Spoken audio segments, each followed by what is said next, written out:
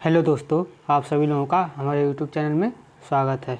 कि जैसा कि पिछली क्लास में हमने 9 तारीख का जो प्रश्न पेपर था उसके 50 प्रश्नों को जो है हमने कर लिया। अब हम उसके आगे के प्रश्नों को करेंगे।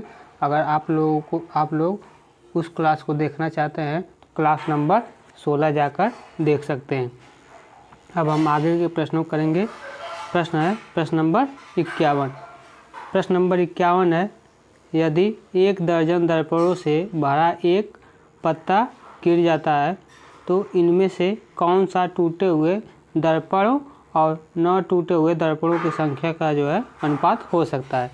यानी कि 1 दर्जन दर्पण से जो है एक गत्ता घिरा हुआ है, उनमें से टूटे हुए दर्पण और न टूटे हुए दर्पण का जो है अनुपात निकालना है।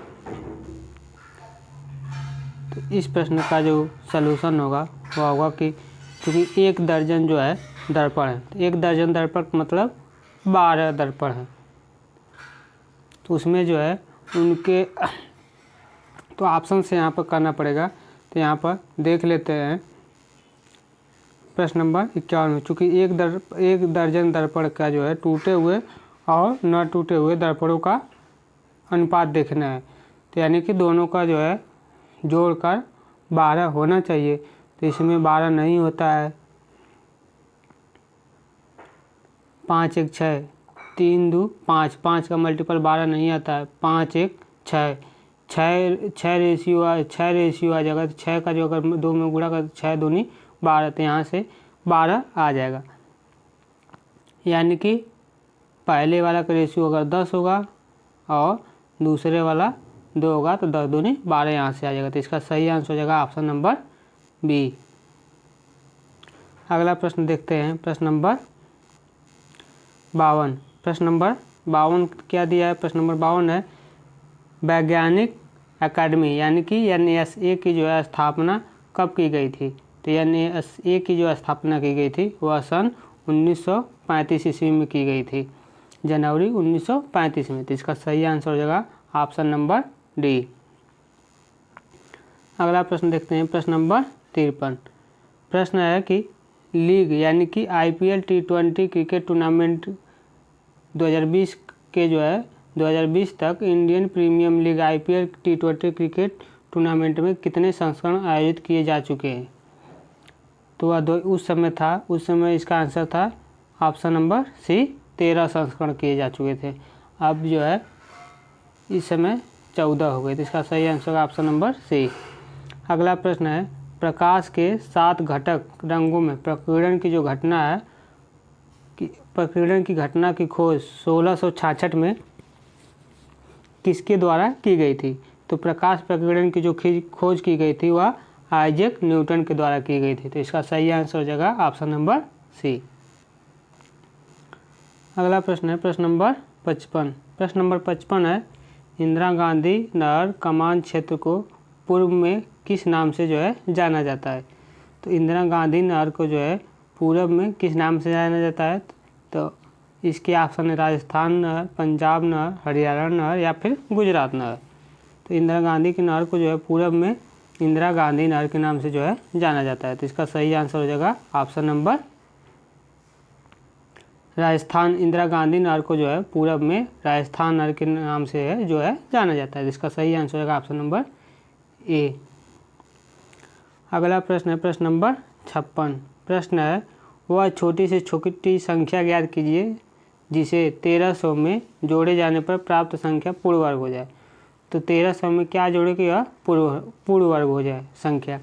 तो अगर 1300 में 69 जोड़ देते हैं, 1369 हो जाएगा, जो कि 1369 हो जाएगा, जो कि 37 का जो है पूर्ण वर्ग है। तो इसमें क्या जोड़ी जानी चाहिए? तो 69 यानी कि 69। तो इसका सही आंसर हो जाएगा ऑप्शन नंबर ए। अगला प्रश्न है प्रश्न नंबर 57। प्रश्न नंबर 57 है, एक दुकानदार सामान बेचते और खरीदते समय 10% की सीमा तक बेईमानी कर सकता है, अतः जब वह पकड़ा गया और दंडित किया गया तब तक वह कितने % लाभ जो है कमा रहा था? इस प्रकार के प्रश्नों को सॉल्व करने के लिए सीधा फार्मूला होता है कि यक्स अगर वहाँ से प्रॉफिट लाभ, प्रतिशत लाभ या फिर प्रतिशत हानि निकालना होगा तो यहाँ से होता है कि x + y + xy बटे 100, यह लाभ के लिए होता है। अगर वहीं पर पूछ देगा हानि के लिए तो x - y - xy बटे 100 हो जाएगा। तो चूँकि हमें पूछ रहा है कि कितना लाभ कमा रहा है तो x + y + xy बटे 100 होगा। तो 10% का कमा 10% प्रॉफिट से कर रहा है तो 10 + 10 + 10 × 10 बटे 100 यानी कि 21% का जो है लाभ कमा रहा था अब तक। तो इसका सही आंसर हो जाएगा ऑप्शन नंबर ए, 21%। अगला प्रश्न है प्रश्न नंबर 58। प्रश्न है एक संख्या से 40 घटाए जाने पर वह घटकर स्वयं के जो है 60% के बराबर हो जाती है। तो संख्या ज्ञात कीजिए। चूँकि संख्या को हम मान लेते हैं x, तो x में से जब 40 को घटाया जाता है तो वह संख्या स्वयं की जो है 60% हो जाती है। तो x का 60% यानी कि x × 60 बटे 100 हो जाती है। जब इस समीकरण को सॉल्व करेंगे तो यहाँ से x की वैल्यू 100 आ जाएगी, यानी कि सही आंसर हो जाएगा ऑप्शन नंबर डी, 100। अगला प्रश्न है प्रश्न नंबर 59।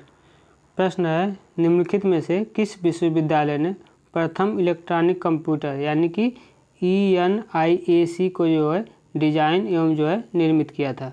तो विश्वविद्यालय में प्रथम इलेक्ट्रॉनिक कंप्यूटर को जो है किसने डिजाइन किया था,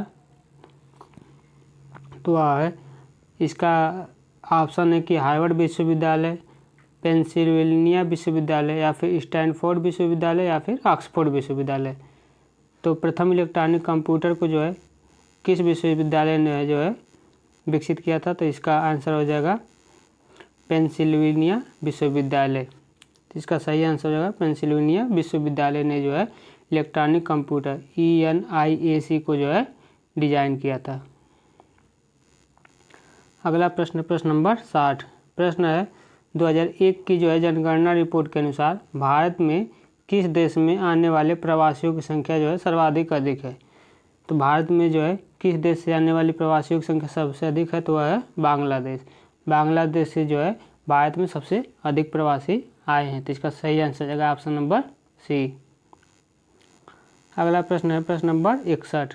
प्रश्न है मलेरिया रोधी दवा क्विनिन इनमें से किस पौधे से जो है प्राप्त होती है। तो मलेरिया रोधी जो दवा है वह क्विनाइन से प्राप्त की जाती है। तो इसका सही आंसर हो जाएगा ऑप्शन नंबर ए। अगला प्रश्न है प्रश्न नंबर 62। प्रश्न है कि इनको जो है सर्वोत्तम ढंग से दिखाना है, यानी कि स्तनधारी, उभयचर और कछुए को जो है दिखाना है।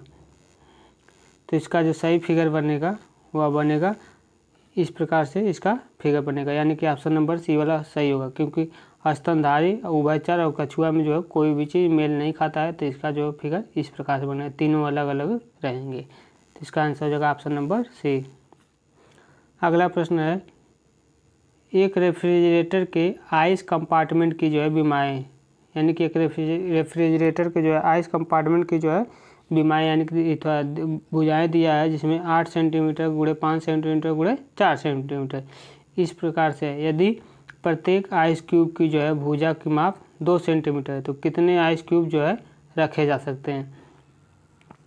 यानी कि इसका जो क्षेत्रफल आइस कंपार्टमेंट का जो हो जाएगा 8 × 5 × 4, तो अगर प्रत्येक क्यूब का जो माप 2 सेंटीमीटर है तो कितने क्यूब रखे जा सकते हैं।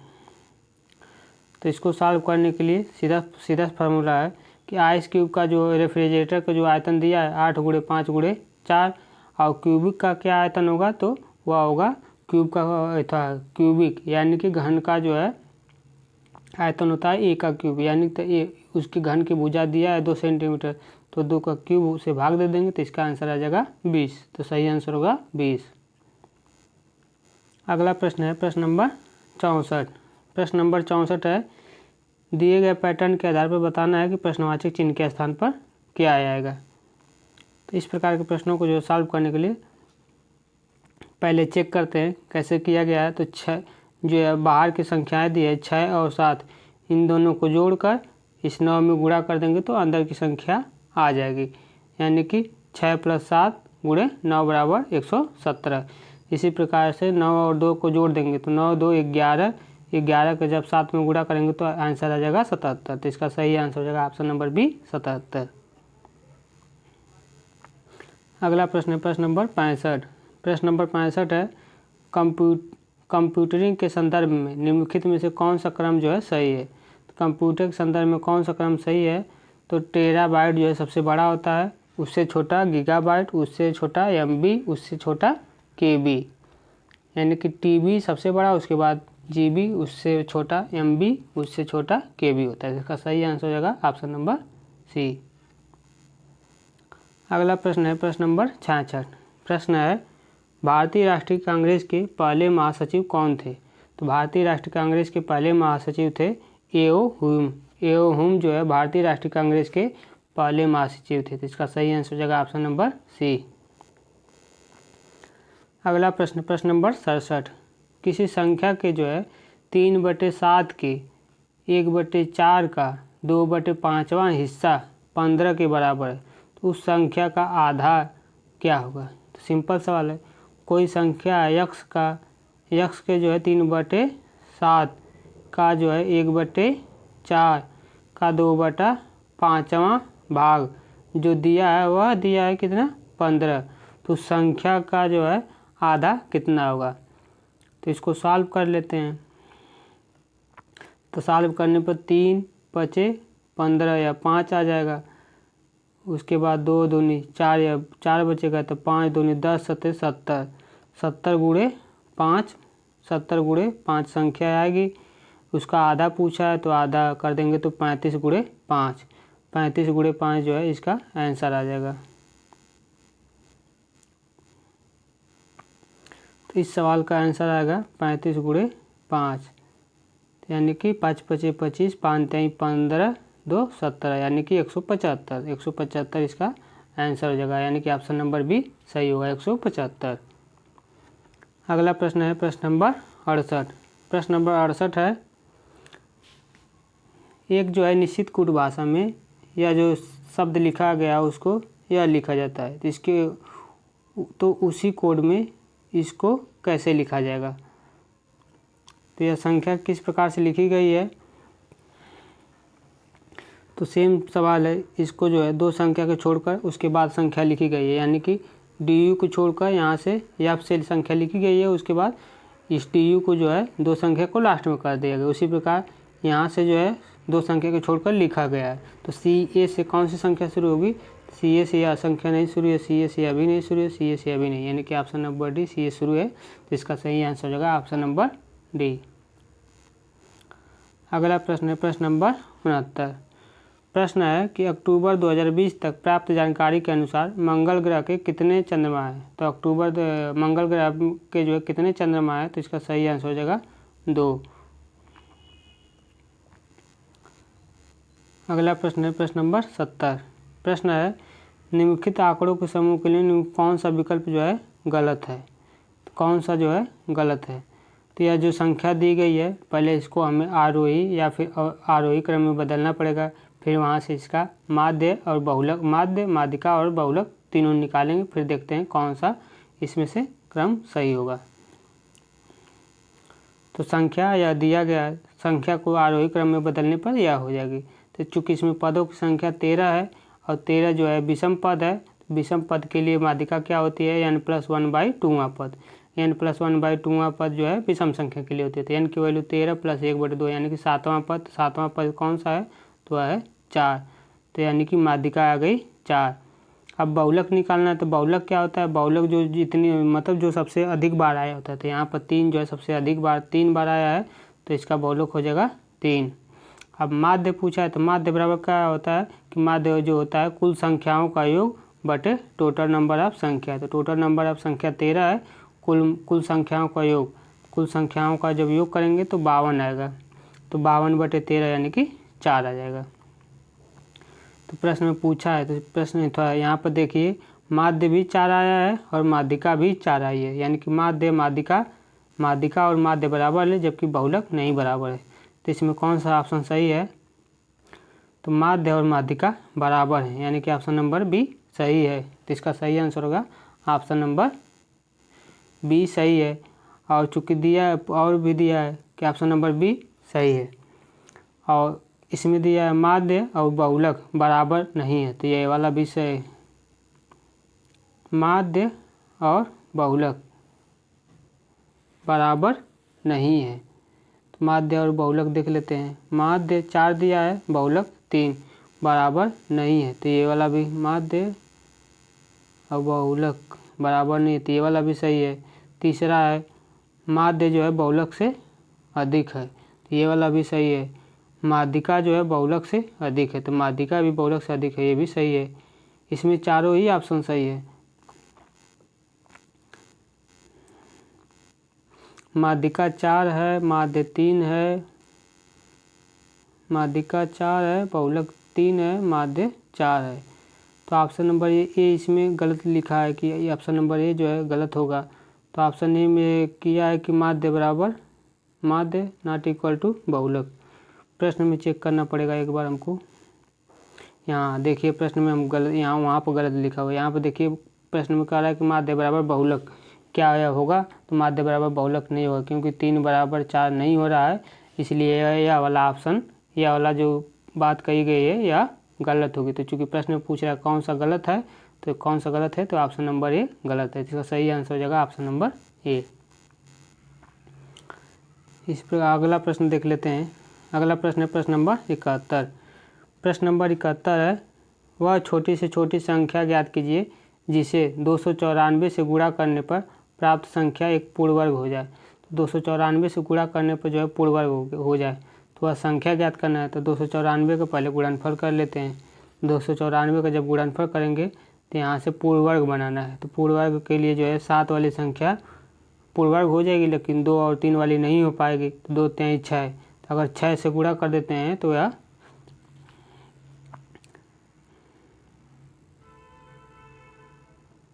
यह संख्या जो है पूर्ण वर्ग हो जाएगी। तो इसका सही आंसर हो जाएगा ऑप्शन नंबर बी 6, क्योंकि 2 और 3 का जो है जोड़ा नहीं बन पा रहा है, तो यही संख्या अधिक है।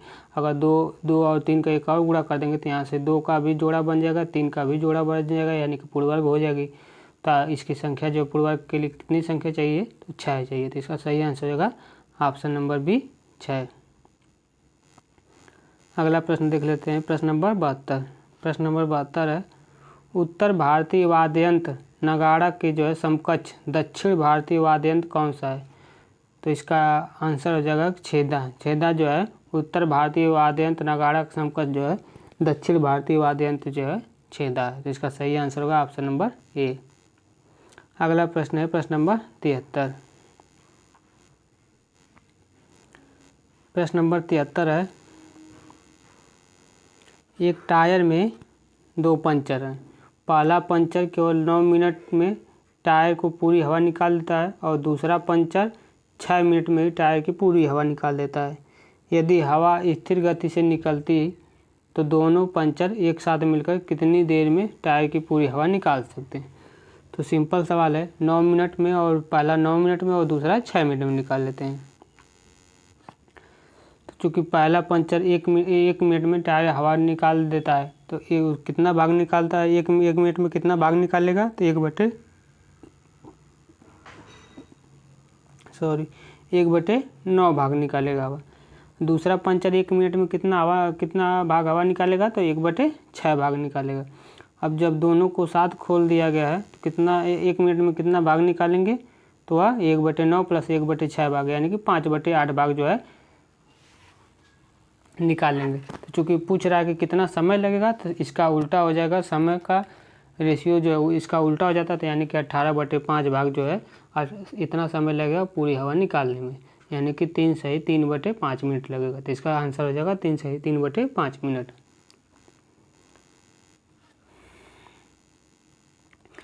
अगला प्रश्न है प्रश्न नंबर 74। प्रश्न नंबर 74 है, इसमें 4 शब्द दिए गए जिसमें से 3 संगत है, एक असंगत है। असंगत को पहचानना है। तो इसमें से असंगत कौन सा है? वह है कॉमिक्स। कॉमिक्स जो है असंगत है, जबकि फिल्म, डॉक्यूमेंट्री और एनिमेशन का जो संबंध है यह सभी टेलीविज़न से है, जबकि कॉमिक्स का संबंध जो है मनोरंजन के चित्र से संबंधित है। जबकि फिल्म, एनिमेशन और डॉक्यूमेंट्री, ये सभी का संबंध जो है टेलीविज़न से है। तो इसका सही आंसर हो जाएगा ऑप्शन नंबर ए जो है तीनों से अलग है। अगला प्रश्न है प्रश्न नंबर 75। प्रश्न नंबर 75 है, निम्नलिखित में से कौन सा वन्यजीव अभ्यारण्य गोवा में स्थित है? तो इनमें से कौन सा वन्यजीव अभ्यारण्य गोवा में स्थित है? तो इसके ऑप्शन है हंडेली वन्यजीव अभ्यारण्य, ऑप्शन बी भगवान महावीर वन्यजीव अभ्यारण्य, ऑप्शन सी चिनार वन्यजीव अभ्यारण्य, या फिर ऑप्शन डी इंटरव्यू द्वीप वन्यजीव अभ्यारण्य। तो इनमें से कौन सा वन्यजीव अभ्यारण्य गोवा में स्थित है? तो वह है भगवान महावीर वन्यजीव अभ्यारण्य जो है गोवा में स्थित है। तो इसका आंसर हो जाएगा ऑप्शन नंबर बी। अगला प्रश्न है प्रश्न नंबर 76।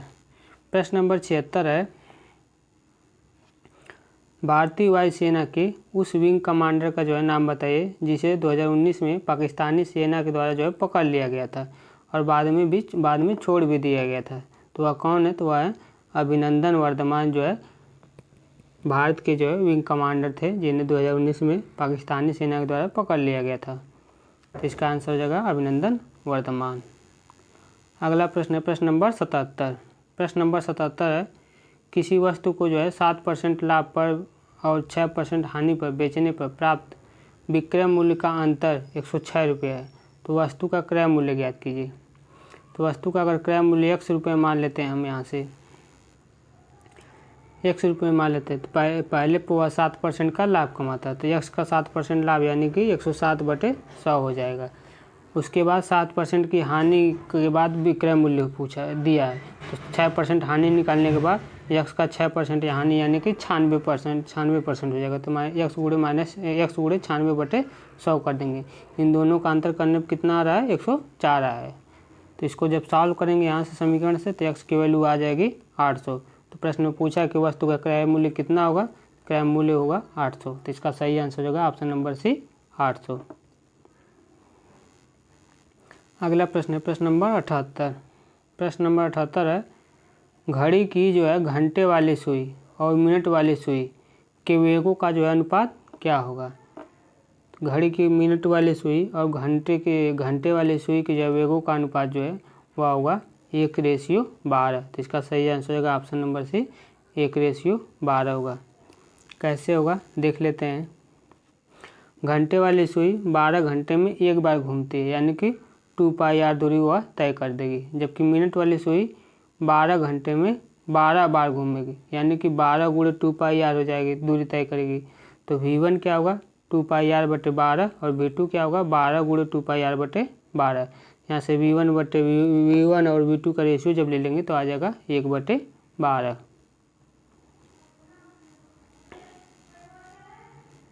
अगला प्रश्न है प्रश्न नंबर 79।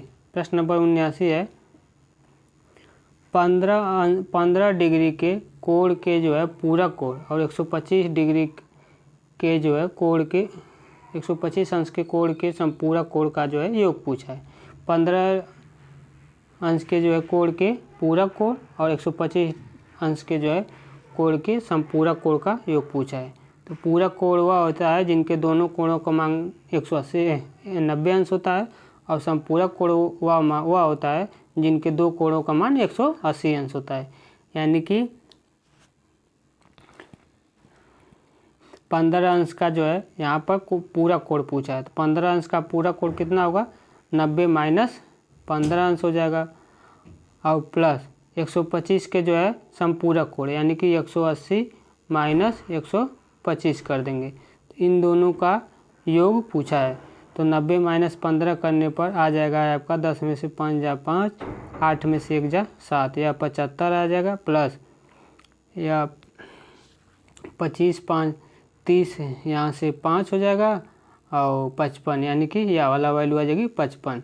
यहाँ से हो जाएगा 5 5 10 7 5 12 7 5 12 1 13 यानी कि 130 अंश। तो इसका आंसर हो जाएगा 130 अंश यानी कि ऑप्शन नंबर सी।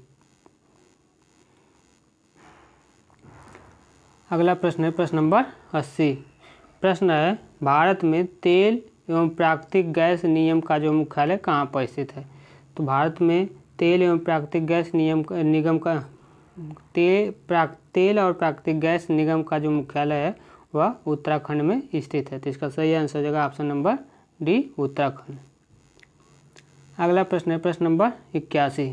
प्रश्न है मुंबई के निकट एलिफेंट की गुफाओं में स्थित मंदिर जो है किसको समर्पित है। तो मुंबई के निकट एलिफेंटा की गुफाओं को जो स्थित मंदिर है वह भगवान शिव को जो है समर्पित करती है, यानी कि भगवान शिव जी का मंदिर जो है मुंबई के निकट जो एलिफेंटा की जो गुफाएं हैं उसमें भगवान शिव जी की मूर्ति है, तो उनको जो है निरूपित करती है। अगला प्रश्न है प्रश्न नंबर 82। प्रश्न है cos sec inverse x plus cosec inverse x का जो है मान क्या होगा, जबकि एक्स के वैल्यू माड ऑफ एक्स की वैल्यू जो है ग्रेटर आर इक्वल टू 1 होनी चाहिए। तो इस प्रकार के प्रश्नों को देख लेते हैं। मान लेते हैं कि एक्स की वैल्यू अगर 1 है तो sec inverse 1 plus cosec inverse 1, तो यहाँ से यह कॉस तो बाहर ही रहेगा। सेक इनवर्स 1 को जो हम लिख सकते हैं 1 जो है सेक 0 का मान होता है, यानी कि सेक इनवर्स इंटू सेक 0, तो यहाँ से sec inverse into sec theta बराबर होता है थीटा, तो यहाँ से थीटा की वैल्यू 0 आ जाएगी। और कॉसेक इनवर्स इंटू कॉसेक 90 अंश का मान 1 होता है, तो यहाँ से कॉसेक इनवर्स कॉस थीटा बराबर होता है थीटा, तो यहाँ से भी 90 थीटा बराबर 90 अंश हो जाएगा, यानी कि 0 प्लस 90 90, यानी काश 90, तो काश 90 की वैल्यू आ जाएगी 0, तो इसका सही आंसर हो जाएगा 0। अगला प्रश्न है प्रश्न नंबर 83। प्रश्न है कथन और निष्कर्ष पर है। तो कथन क्या है, कथन है सभी पत्तियां पौधों में है, और जो कथन 2 है वह है सभी पौधे बगीचे में है, यानी पहला कि सभी पत्तियां पौधे में है और दूसरा है सभी पौधे बगीचे में है। अब निष्कर्ष देखते हैं। निष्कर्ष है सभी बगीचे में पत्तियां हैं और दूसरा है सभी बगीचों में पौधे हैं, पौधा है। पहला वाला चेक तो इसको फिगर देख लीजिए आप, सभी पत्तियां या पत्ती बना दी है, सभी पत्तियां पौधे में है, यानी कि प्लांट में सभी पत्तियां हैं। अब दूसरा पॉइंट है कि सभी पौधे बगीचे में, सभी पौधे बगीचे में, यानी कि बड़ा वाला बना देंगे बगीचा, यानी कि गार्डन, तो या गार्डन आ जाएंगे, या लीफ सभी पत्तियां पौधे में, यानी कि लीफ। तो इससे निष्कर्ष देखना है, निष्कर्ष है कि सभी बगीचों में पत्तियां हैं, यानी कि सभी गार्डन में जो है पत्तियां स्थित हैं, तो यह वाला पॉइंट गलत है। दूसरा है कि सभी बगीचों में पौधा है, तो यह वाला भी पॉइंट गलत होगा, यानी कि कोई भी निष्कर्ष अनुसरण नहीं करेगा। तो इसका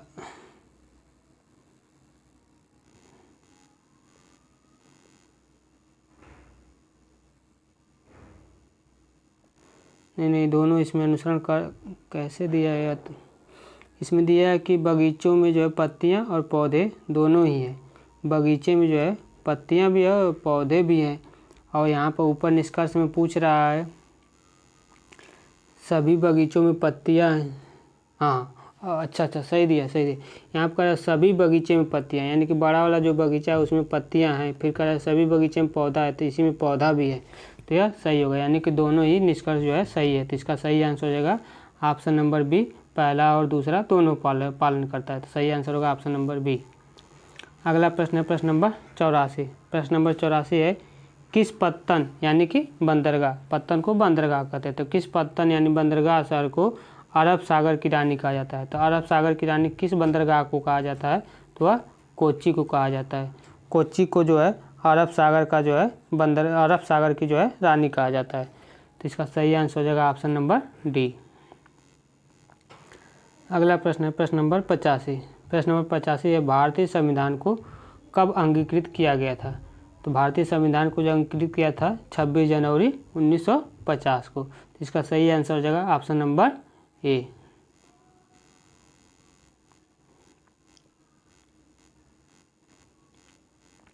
अगला प्रश्न है प्रश्न नंबर 86।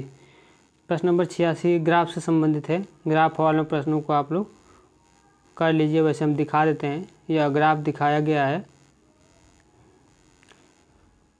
ग्राफ में 2015, 2016, 2017, 2018, 2019 का मान दिया गया है। प्रश्न में पूछा है कि कंपनी ए के द्वारा यह जो छोटा वाला से कंपनी ए के द्वारा वर्ष 2015 से 2016 तक उत्पादन में कितने % की कमी हुई है। कंपनी ए छोटे वाले से 2015 से 2016 में कितनी कमी आई है। तो 2015 में इसकी वैल्यू थी 5, फिर 2016 में इसकी वैल्यू आ गई 4। कितने की कमी हुई है, 1 की कमी हुई है। कितने पर, 5 पे। तो इसका परसेंटेज निकालेंगे तो 5 दूनी 10 यानी कि 20%। तो इसका सही आंसर हो जाएगा 20% की जो है कमी हुई है। तो इसका आंसर हो जाएगा ऑप्शन नंबर बी, 20% की कमी हुई है। अगला प्रश्न पाई चार्ट से है। इसमें लोगों की संख्याओं को जो है दर्शाया गया है, जिसमें शिक्षक 9%, डॉक्टर 22%, अन्य 28%, किसान 11% और इंजीनियर 30% है। इस प्रकार से दिखाया गया है। प्रश्न में पूछ क्या रहा है, प्रश्न में पूछ रहा है किसान को निरूपित करने वाले वृत्तखंड के लिए केंद्रीय कोण का मान क्या होगा। तो किसान को निरूपित करने वाले केंद्रीय कोण जो है, किसान जो है निरूपित कर रहे हैं 11 को। तो 11 को केंद्रीय कोण निरूपित करें तो 11 का जो है केंद्रीय कोण निकालने के लिए सीधा फार्मूला होता है 360 गुणे θ/100। यह फार्मूला होता है केंद्रीय कोण निकालने के लिए। तो यहाँ पर थीटा की वैल्यू रख देंगे 11, तो यहाँ सीधा आ जाएगा लगभग 40 डिग्री आ जाएगा। सॉल्व करने पर लगभग आंसर आएगा 40 डिग्री। अगला प्रश्न है प्रश्न नंबर 88। प्रश्न नंबर 88 है, यह ग्राफ दिया गया है जिसमें अलग अलग शाखाएँ हैं B1, B2, B3, B4, B5 वर्ष 2016 से 2018 में उत्पादित हैंडबैग की जो कुल संख्या को लाख में दर्शाते हैं। प्रश्न का उत्तर देना है। तो ग्राफ जो है B1, B2, B5 ये सभी के सभी बैग हैं जो कि 2015 में और 2016 में दर्शाए गए हैं।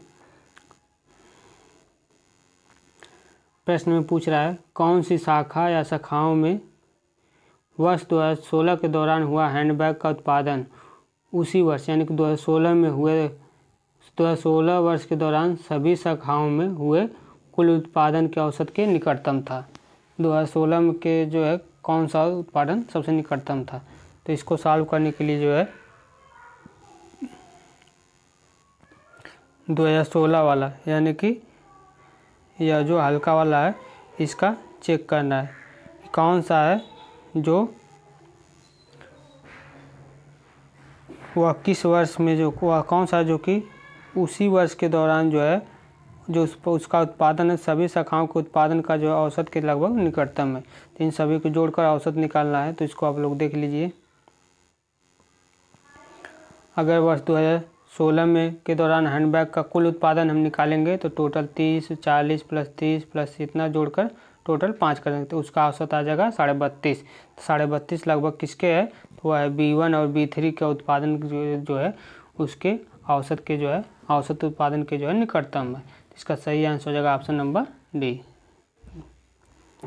अगला प्रश्न है प्रश्न नंबर 89। प्रश्न नंबर 89 है, यह भी ग्राफ का सवाल है जिसमें 2017 और 2018 में 5 अलग अलग दुकानें जो कि ABCDE हैं और उनके साइकिल के बिक्रियों को जो है दिखाया गया है 2017 वाला और 2018 में ABCDE को। तो यहाँ से देख लेते हैं, जो गाढ़ा वाला ब्लैक है वह 2017 का है और जो खाली वाला यानी कि जो वाइट है वह 2018 का है और यह बिक्री वाले सामान है ABCDE तक दिए हैं। तो प्रश्न में क्या पूछा है,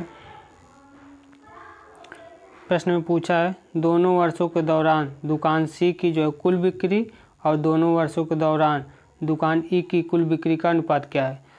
तो दुकान C की जो है कुल बिक्री देखना है और दुकान E की जो है कुल बिक्री देखना है किसका किसका, C और E का। C और E का जो है दोनों वर्षों के दौरान कुल बिक्री का अनुपात देखना है। तो यहाँ से हो जाएगा 7 7 14 1 15 यानी कि 150 इसका हो जाएगा C का और E का कितना होगा 8 और 16 1 17 175 इसका हो जाएगा और 155 इसका हो जाएगा यानी कि 155 संबंधी 175 155 संबंधी 175 इसका हो जाएगा। तो 155 संबंधी 175 को जब सॉल्व करेंगे तो 31 संबंधी 35 आएगा यानी कि 31 संबंधी 35 कौन सा ऑप्शन है, वह है ऑप्शन नंबर ए। तो इसका सही आंसर हो जाएगा ऑप्शन नंबर ए। अगला प्रश्न है प्रश्न नंबर 90।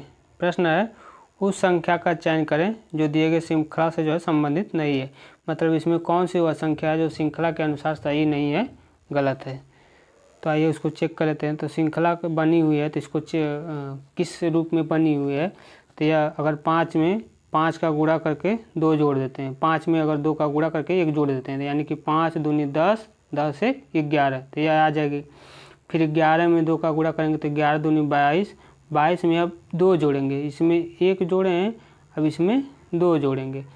फिर अगला वाला 3 जोड़ना है तो 24, 24 दूनी होता है, 24 दूनी होगा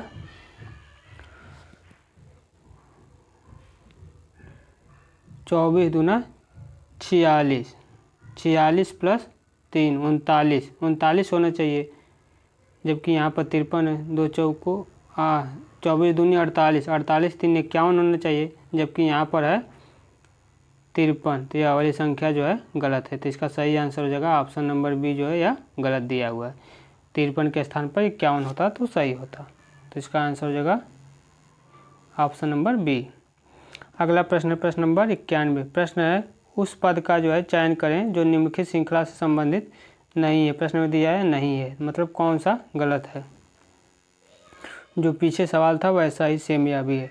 तो यहाँ पर देखना है, तो यहाँ पर संख्या वाला पहले देख लेते हैं। 3 से 4 जोड़े हैं तो 7 आया, फिर 7 में 4 जोड़ने पे 11 आया है, नहीं आया है, 11 आना चाहिए। 7 में 4 जोड़ने पर 7 4 3 में 4 3 4 7 आया, फिर 7 4 11, 11 यह सही है। फिर 11 में 4 जोड़ने पर 15, फिर 15 में 4 जोड़ने पर 19, यह सही आया है। उसके बाद दूसरा चेक कर लेते हैं, तो डी में 3 जोड़ेंगे, यानी कि 4 में 3 जोड़ेंगे तो 7 आ जाएगा।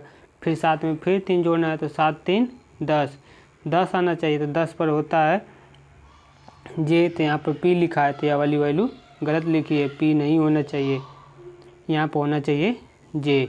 तो यह वाली संख्या जो गलत लिखी हुई है। तो इसका आंसर फिर अगर पी जे रहता तो जे में 3 जोड़ने पर यम आ जाता 13, यानी कि पी वाली संख्या गलत लिखी हुई है। तो इसमें कौन सा आंसर सही होगा, वह होगा ऑप्शन नंबर बी गलत होगा। 11 PS जो है यह संख्या गलत लिखी हुई है। अगला प्रश्न है प्रश्न नंबर 92।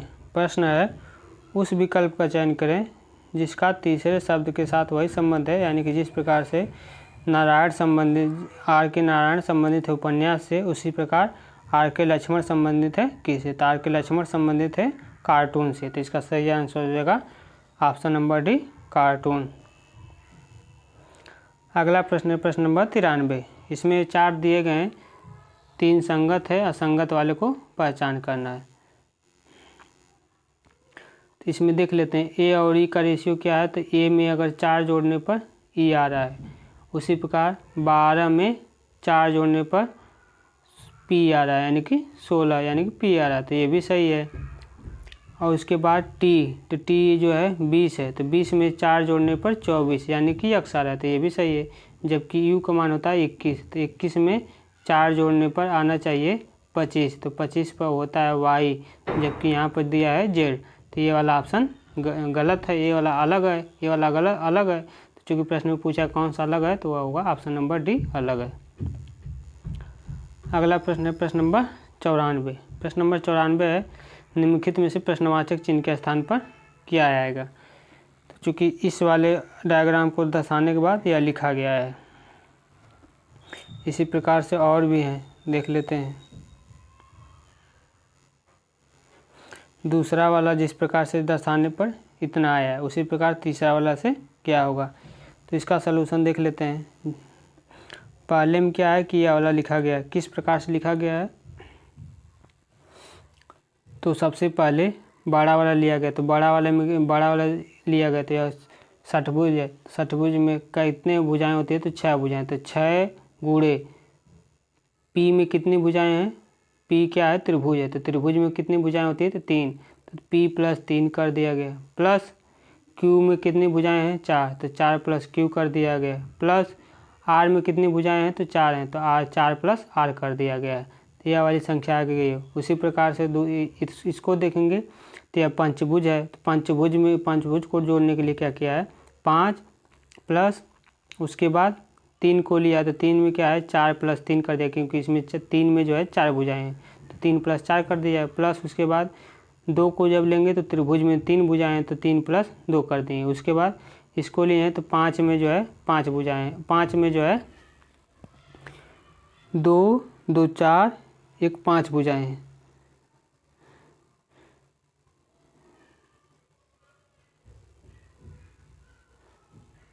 ये तो गलत लिखा हुआ है।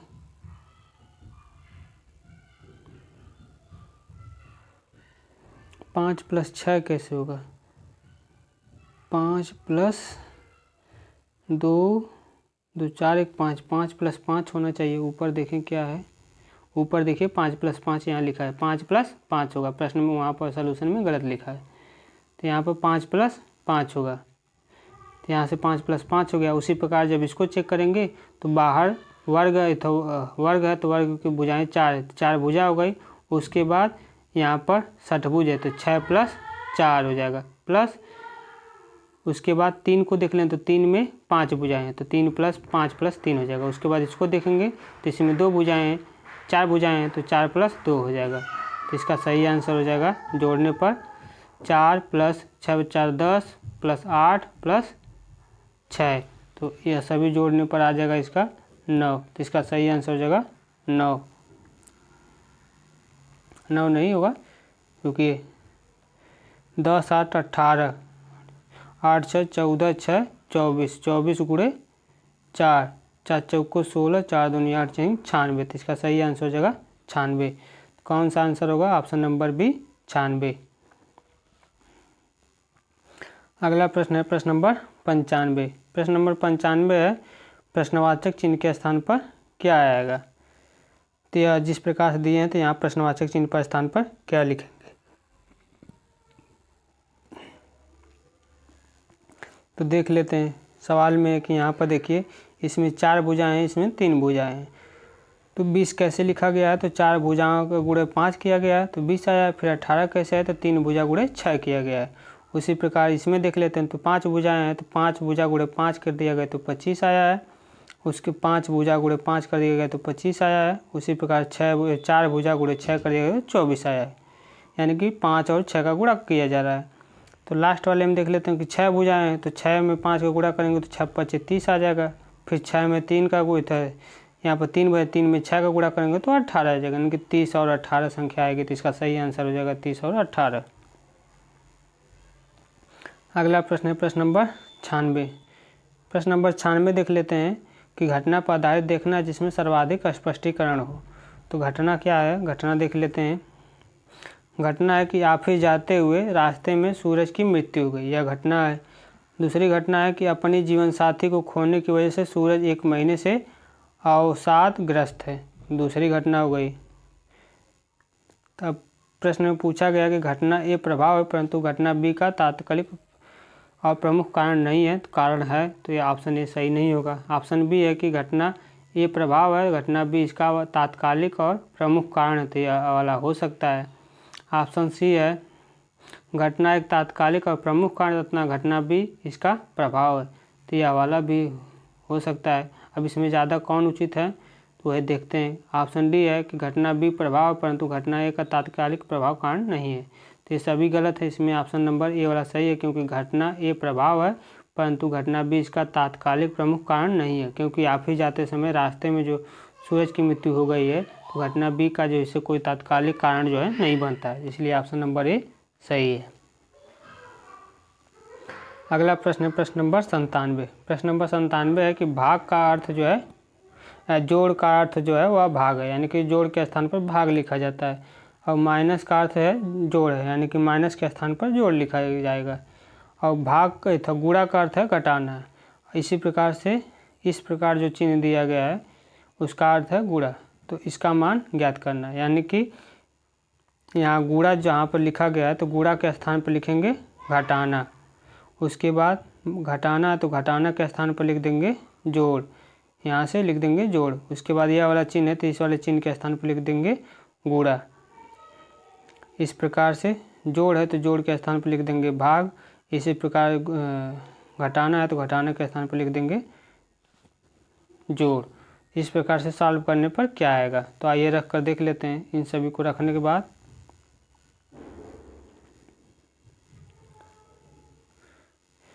जब इन सभी का चिन्ह परिवर्तित कर देंगे तो यहाँ से इसको बॉडमास रूल से जब सॉल्व करेंगे, यानी कि पहले इस वाले कोष्टक को सॉल्व करेंगे, फिर इस वाले कोष्टक को सॉल्व करें, फिर उसके बाद पहले इसको सॉल्व करके भाग देंगे, तो जो संख्या आएगी वो आ जाएगी 1, यानी कि सही आंसर हो जाएगा 1।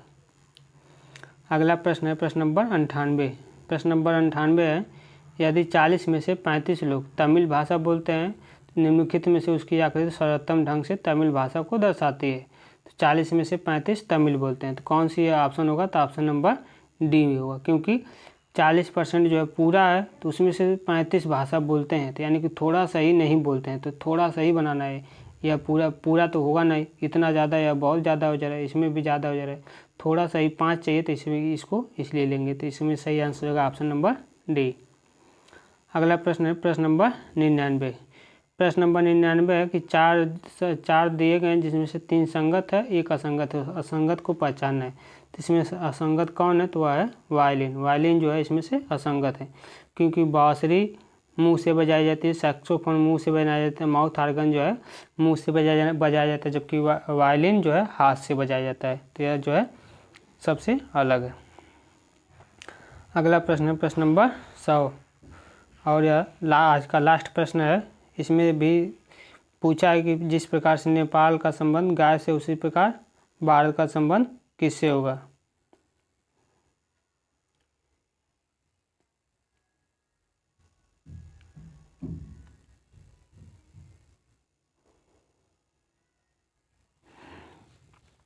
तो नेपाल का जो है राष्ट्रीय पशु गाय है। जिस प्रकार नेपाल का राष्ट्रीय पशु गाय होता है, उसी प्रकार भारत का राष्ट्रीय पशु जो होगा वह बाघ होता है, बाघ होगा। इसका सही आंसर होगा ऑप्शन नंबर ए, बाघ।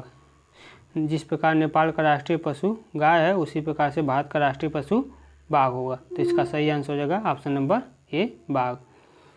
अगर आप लोग यहाँ तक देख लिए हैं तो आप लोगों को वीडियो पसंद भी आई होगी। अगर वीडियो पसंद आया तो लाइक कर दें वीडियो को, और चैनल पर नए हैं तो चैनल को सब्सक्राइब कर दें। और जो लोग भी एनटीपीसी या फिर रेलवे से कोई सी भी रेलवे की जो कोई भी तैयारी कर रहे हो तो उन लोगों के पास शेयर कर दें, क्योंकि हम जो भी क्लास करवाते हैं या यूथ पब्लिकेशन की बुक है, जिससे जो है बहुत ही महत्वपूर्ण प्रश्न होते हैं जो प्रीवियस ईयर में पूछे जाते हैं। अब आगे क्लास जो है कर लोगी। जय हिंद, जय भारत।